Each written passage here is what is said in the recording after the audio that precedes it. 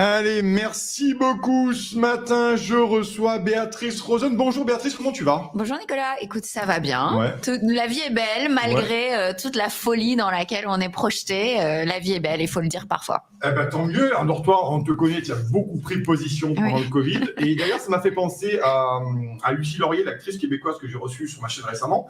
Et il y a quand même une similitude entre vous deux. Bon, il y a des différences, mais cette prise de position de gens qui ont des boulots actrices, comédiennes, qui ont fait des séries, des films et tout, et à un moment donné de se dire, bon là, je vais l'ouvrir parce que c'est plus possible et que je peux pas me permettre de ne rien dire parce que j'ai des enfants et parce que je ne le supporte pas. Absolument. Rapidement pour ça. À un moment donné, le fait d'être citoyenne, d'être mère, d'être dans la vie, dans la vraie vie et pas déconnectée, ça prend le pas en fait sur le reste, ça devient plus important que tout parce que sans liberté, en fait, plus rien n'a de sens. C'est-à-dire que si on est enfermé dans des prisons virtuelles, plus rien n'a de sens. C'est-à-dire qu'il n'y a plus cette potentialité, cette joie de vivre et on sent les gens déprimés et voilà. Et à un moment, il faut qu'on se lève tous et qu'on réagisse. Oui, et c'est pour ça que c'est toujours intéressant. Et même, si vous voyez, moi, je trouve que c'est vraiment le sens même de l'engagement. Quand on me dit il y a des chanteurs qui ont des chansons engagées, enfin les chanteurs des chansons engagées, on les a pas entendus, on les entend pas. L'engagement n'a de sens que si vraiment on met quelque chose en jeu sur la table et on prend un risque. Sinon, ça n'a pas de sens. Oui, si l'engagement s'est passé par une salle de maquillage, c'est pas véritablement de l'engagement. Et Béatrice Rosen, je t'ai invité parce que il faut suivre Béatrice Rosen, si vous pouvez, sur Twitter et un peu sur tous les autres réseaux, parce que toi, tu prends vraiment position et tu es très dur. Et c'est très bien d'avoir cette parole libre. J'ai lancé une chaîne YouTube aussi. Alors, j'ai pas beaucoup de temps pour l'alimenter, mais je fais le max. Et là, je vais essayer de m'y consacrer un petit peu plus. Ben voilà, suivez la chaîne YouTube de Béatrice Rosen en tout cas. Alors Béatrice, un tweet du 5 novembre, toi tu parles des crises de nature diverses qui se succèdent et la réponse est toujours la même.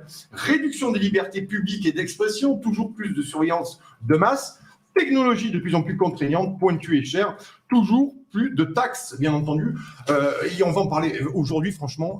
Plus ça va, moins ça va, on est de plus en plus enfermés. Et en fait, j'ai remarqué que quelle que soit la nature de la crise, que ce soit sanitaire, climatique, sécuritaire, toutes les réponses sont les mêmes.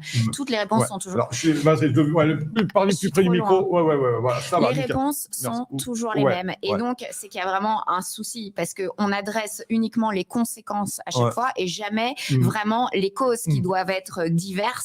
Les actions ne peuvent pas être les mêmes pour des crises de nature différentes. Donc, si les réponses sont toujours les mêmes, c'est qu'il y a une volonté déjà biaisée d'aller dans ce sens à la base. Oui, parce que ça nous a été beaucoup reproché, nous journalistes, et toi qui t'es engagé aussi, de faire là du complotisme ou de voir à un moment donné une espèce de manipulation ou de processus et on se rend compte qu'effectivement aujourd'hui... Déjà, pour moi, le mot, l'utilisation du mot complotiste est une façon très confortable de disqualifier toute tentative de discussion, de débat, de réflexion, d'esprit critique.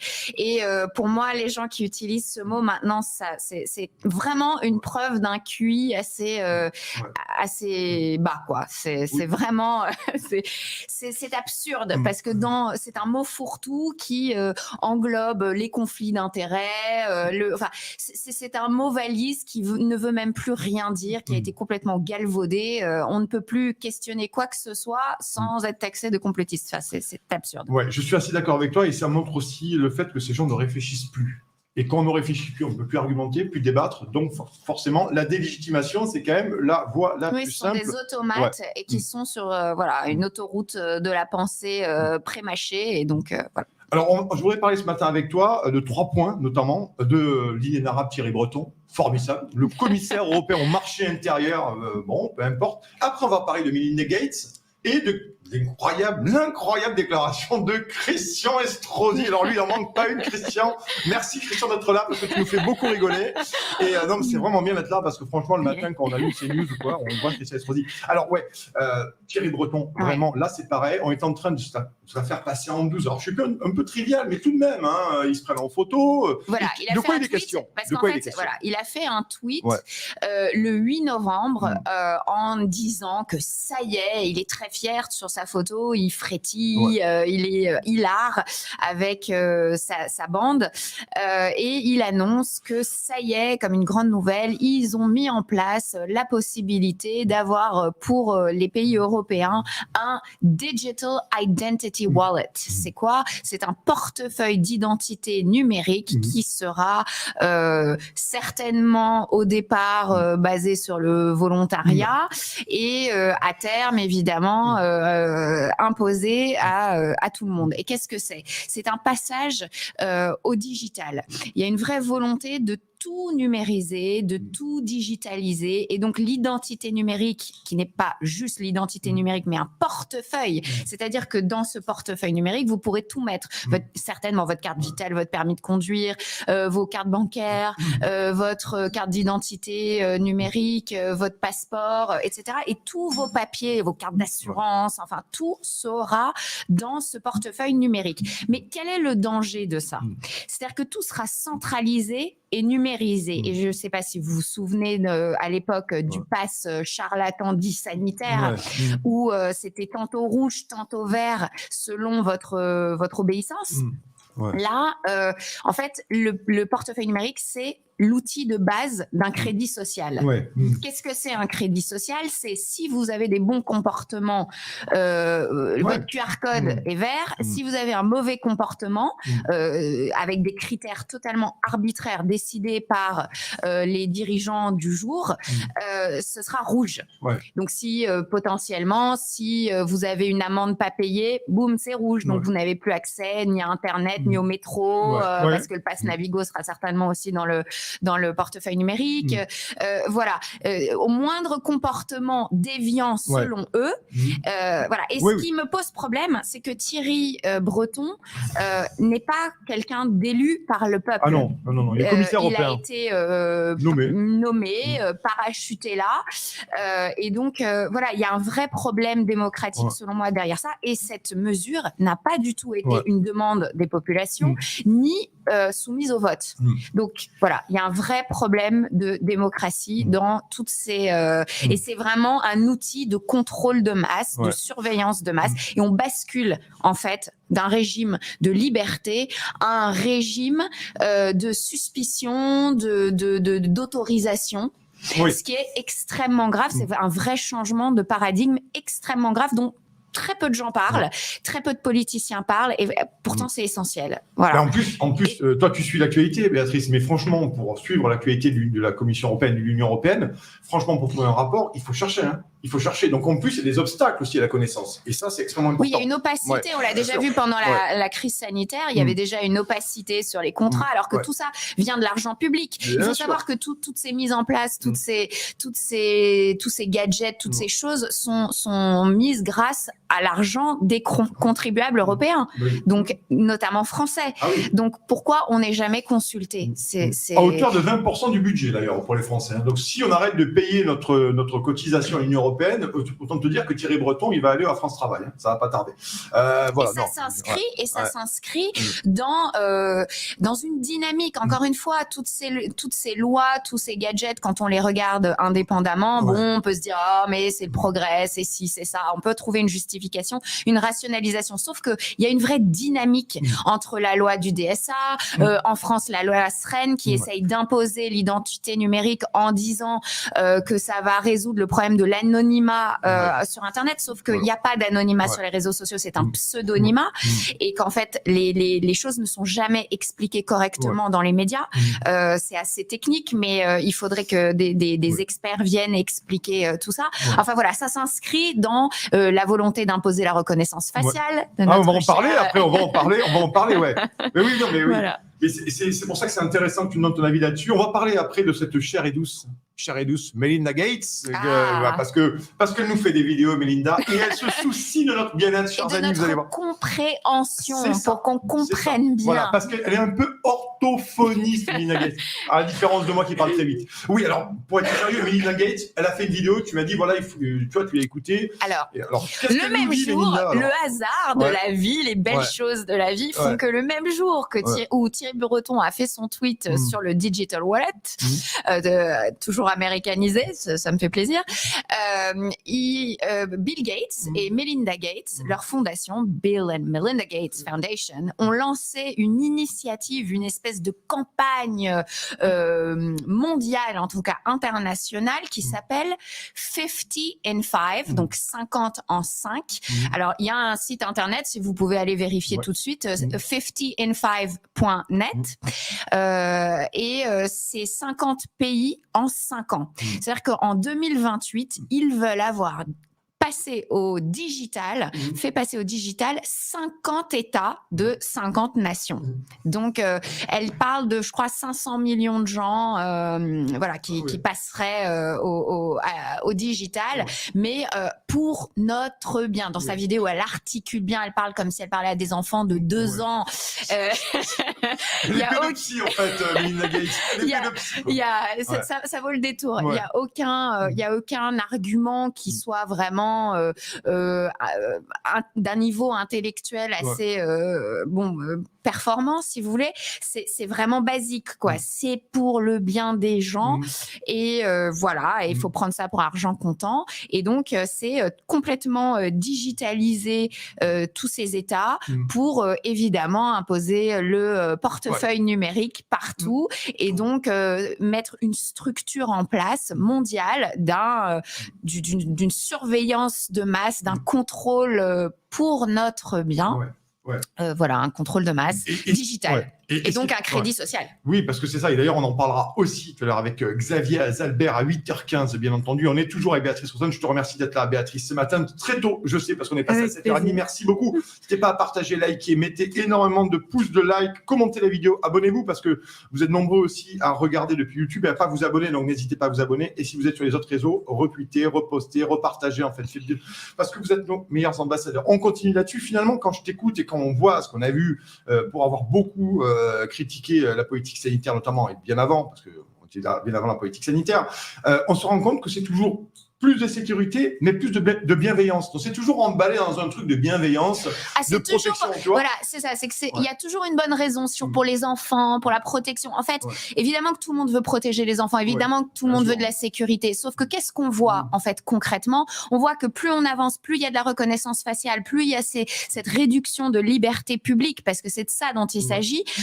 Finalement, est-ce que ça change quelque chose sur les problèmes d'insécurité? Absolument pas. On voit que l'insécurité continue à augmenter. Donc, en plus, c'est inefficace.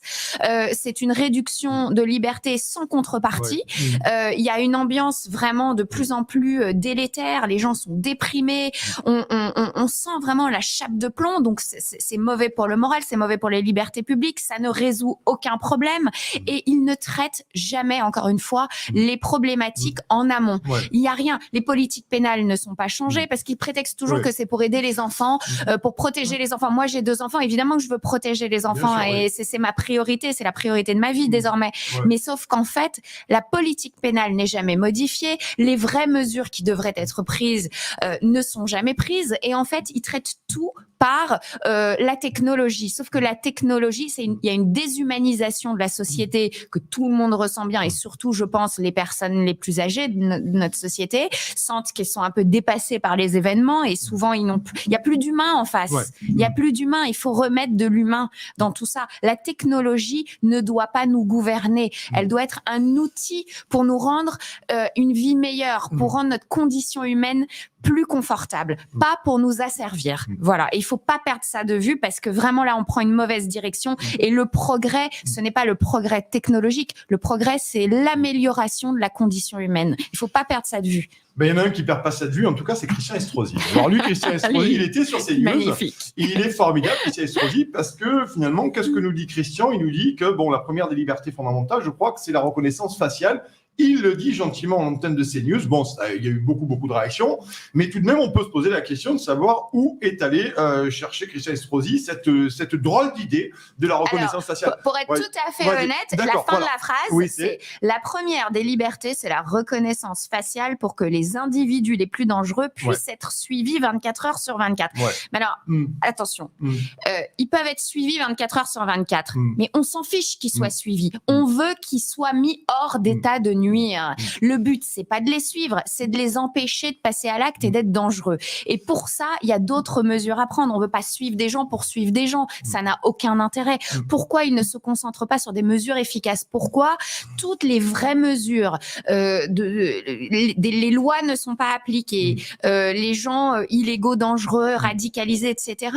On peut pas, enfin, ils ne veulent pas agir en amont, ils agissent uniquement, on est tous punis. Finalement, les méchants ne sont pas mis en prison et du coup, ce sont tous les gentils qui doivent vivre dans une prison virtuelle avec des portiques partout, des caméras partout. Bientôt, ils vont nous en mettre aussi dans nos appartements. Enfin, ça s'arrête. Ben, on a déjà les téléphones, hein.